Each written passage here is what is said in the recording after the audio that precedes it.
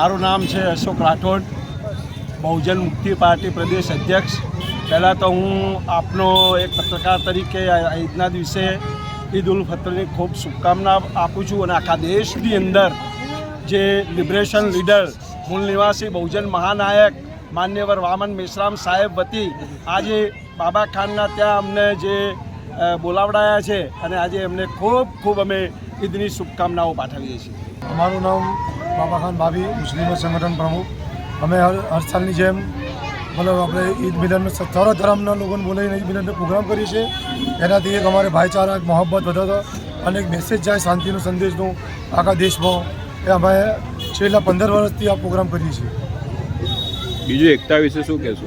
અમારે આવા પ્રોગ્રામ અગર થતા રહે તો એ આખે ભારત દેશના અંદર ભાઈચારા, એક એકતાની મિસાલ આજ એકતા જોઈને આખા દેશ તો નહીં આખા વર્લ્ડમાં એનો ડંકો વજે ઇન્શાલ્લાહ। મારું નામ ખુશવંત સિંહ, સેક્રેટરી ગુરુદ્વારા ગુરુશ્રી સભા મહેસાણા।